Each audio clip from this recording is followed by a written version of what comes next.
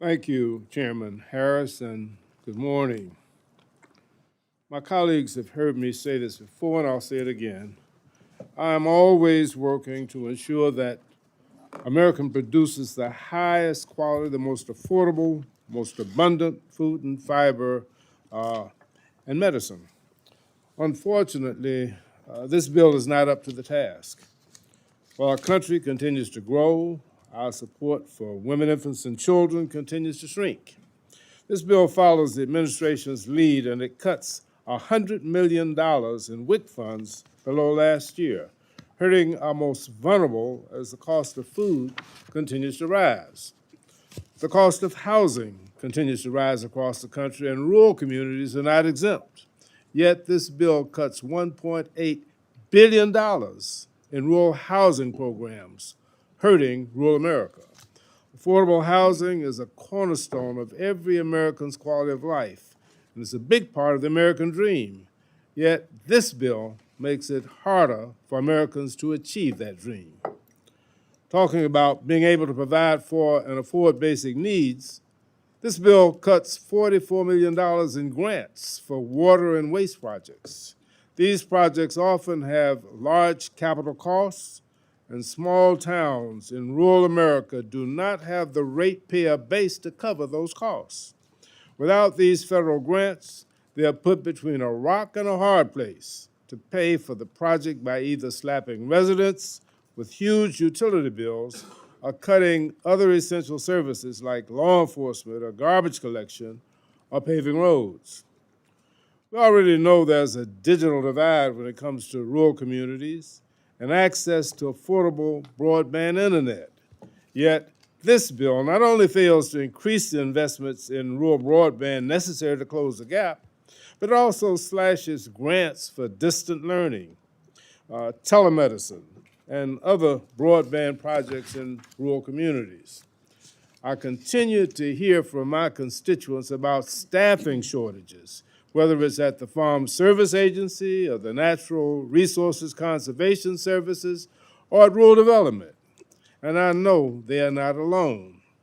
This bill makes a 9%, $109 million cut to FSA, a $46 million, 13% cut to rural development staffing at a time when farmers are already showing up to county offices that are understaffed or totally empty as a result of the mass exodus of the experienced personnel who help farmers with everything from disaster relief to home loans to grants to improve their farm operations. This bill slashes funding for NRCS conservation operations by 5%. This is a program that helps American farmers, ranchers, and other private landowners to conserve and protect their land. It completely eliminates the Urban Agriculture and Innovative Production Program, which undermines our ability to grow more food close to the people who consume it across America. We continue to see a retreat from America's leadership on the world stage, and part of that is the demolition of the Food for Peace program, cutting funding by $788 million, which would make it the lowest funding level for the program since 2002. Meanwhile, the administration continues to illegally dismantle USAID and keep food from reaching those in need around the world. I want to remind my colleagues that this eliminates an important market for America's agriculture producers, and it undermines a powerful part of our diplomatic and economic arsenal. The bill also cuts the Commodity Futures Trading Commission by $30 million, which will undermine their ability to go after cyber criminals and secure the global derivative markets on which American producers rely. Americans are already concerned about the role that sound science will play in our public health and our safety policy. We need to embrace transparency, and the FDA should be able to effectively and quickly share information. It needs the resources to do this, but the bill before us today cuts over $320 million from the FDA. Finally, I am extremely concerned about language in the report that directs states to share personally identifiable information of those who use SNAP with USDA. We cannot compromise people's privacy simply because they participate in this program.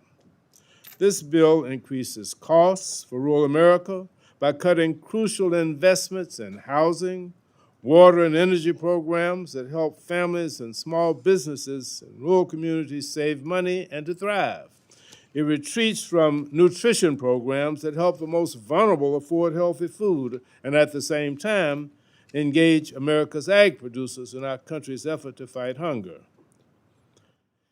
In its current form, I cannot support the bill, but I'm hopeful that my colleagues on both sides of the aisle will put aside partisanship and come together to provide adequate resources for all of the stakeholders of USDA, our rural communities, and our federal